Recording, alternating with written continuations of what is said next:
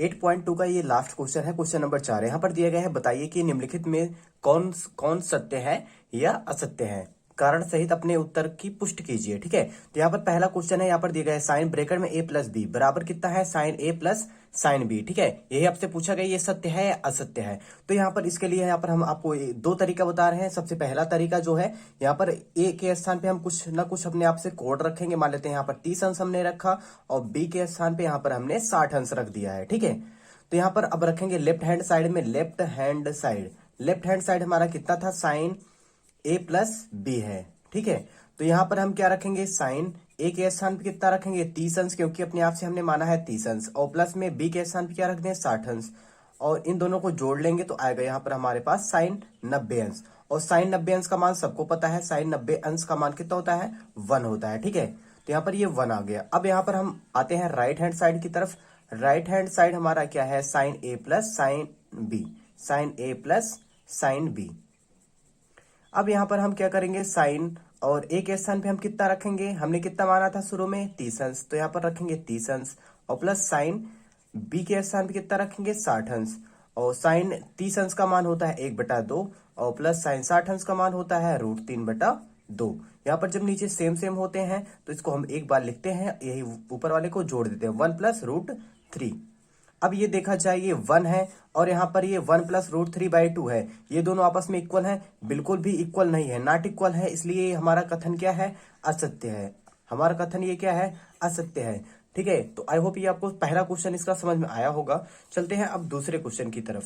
दूसरा क्वेश्चन है, यहाँ पर दिया गया है, थीटा में वृद्धि होने के साथ साइन थीटा के मान में वृद्धि होती है। तो यहाँ पर हमने लिखा है आपको समझने के लिए, पहले थीटा का मान बढ़ने पर साइन थीटा का मान बढ़ता है, परंतु यह थीटा बराबर 90 तक ही क्या है, सही है, इसके आगे सही नहीं होता है। ठीक है, अतः यह कथन क्या है, सत्य है, क्योंकि ये 90 तक तो बढ़ ही रहा है, उसके बाद घटता है। ठीक है, तो यहाँ पर हमने यहाँ पर कुछ मान रखे हैं। यहाँ पर साइन 0 का मान कितना होता है, 0, साइन 30 अंश का मान कितना होता है, 1/2, साइन 45 अंश का मान 1/√2, साइन 60 अंश का मान √3/2, साइन 90 अंश का मान कितना होता है, 1 होता है। तो यहाँ पर देखा जाए, इसका मान मतलब 0 मतलब 0 के बराबर ही होता है। यहाँ पर 1/2 है, इसको कह सकते हैं हम 0.5 कह सकते हैं, 1/√2 को हम कह सकते हैं 0.7071। ठीक है, इसी तरीके से √3/2 को हम कह सकते हैं 0.866, क्योंकि जब इसका हम सॉल्व करेंगे तो यहाँ पर यही आता है। ठीक है, 1 बराबर किसके है, 1। तो यहाँ पर ये देखा जा रहा है कि ये मान सब क्या हो रहे हैं, बढ़ रहे हैं। ठीक है, पहले 0 था, फिर 0.5 हुआ, फिर 0.7 हुआ, फिर 0.8 हुआ, फिर 1 हुआ।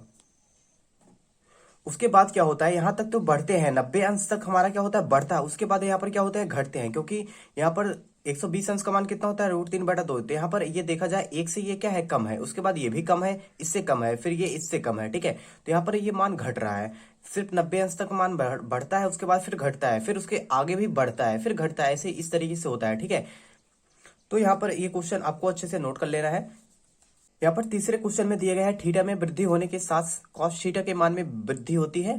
तो यहाँ पर हम जानते हैं कि कॉस 0 अंश का मान कितना होता है, 1 होता है, कॉस 30 अंश का मान √3/2 होता है, कॉस 45 अंश का मान 1/√2 होता है, और कॉस 60 अंश का मान 1/2 होता है, कॉस 90 अंश का मान 0 होता है। तो यहाँ पर ये एक जो है, एक लिख सकते हैं, √3/2 को हम क्या लिख सकते हैं, 0.866 लिख सकते हैं। इसके पहले वाले क्वेश्चन में अभी आपको हमने बताया।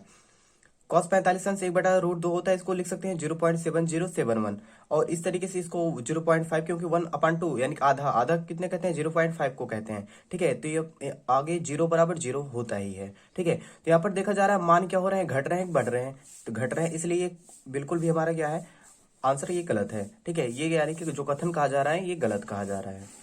क्वेश्चन नंबर 4 में दिए गए हैं, थीटा के सभी मानों पर साइन थीटा बराबर कॉस थीटा। ठीक है, इसको लगाने का दो तरीका है। सबसे पहले यहाँ पर साइन थीटा बराबर कॉस थीटा है, यहाँ पर अगर हम लिखना चाहें, ये साइन थीटा और बटे में ये इस तरफ इसको हम गुणा 1 लिख सकते हैं, ये कॉस थीटा गुणे में है, इस तरफ आएगा, ये बटे में हो जाएगा, कॉस थीटा बराबर कितना हो जाएगा, 1 हो जाएगा। ठीक है, और ये हमारा क्या हो गया, टैन थीटा। ठीक है, यहाँ पर लिख देते हैं टैन थीटा, टैन थीटा बराबर कितना हो गया हमारा, 1 हो गया, और टैन कितने अंश का मान 1 होता है, तो आप कहेंगे 45 अंश। ठीक है, तो यहाँ पर उत्तर क्या हो जाएगा इसका, 45 अंश। 45 अंश ही एक ऐसा कोण है जिसपे साइन थीटा और कॉस थीटा दोनों क्या होंगे, बराबर होंगे। ठीक है, तो यहाँ पर हमारे ये साइन थीटा और कॉस थीटा है, यही 45 अंश है, ये दोनों आपस में बराबर होंगे, और बाकी किसी भी कोण पर ये बराबर नहीं होते हैं। ठीक है, तो यहाँ पर हमने वही लाइन हिंदी में लिखा है, तो आप इसे अच्छे से नोट डाउन कर लीजिए। क्वेश्चन नंबर 5 यहाँ पर है लास्ट क्वेश्चन, a बराबर 0 अंश पर कॉट ए परिभाषित नहीं है। परिभाषित नहीं है मतलब क्या होता है, इसका मान क्या आएगा, इनफाइनाइट आएगा। यही आपसे पूछा गया है, सत्य है या असत्य है। तो यहाँ पर हम कॉट है, कॉट ए, ठीक है, कॉट ए। तो यहाँ पर हम ए के स्थान पे कितना रख रहे हैं, 0 अंश, क्योंकि क्वेश्चन में कहा गया कितना अंश रखना है, 0 अंश। तो कॉट 0 का मान कितना होता है, इनफाइनाइट होता है। इसी को हम कहते हैं परिभाषित, परिभाषित नहीं, ठीक है।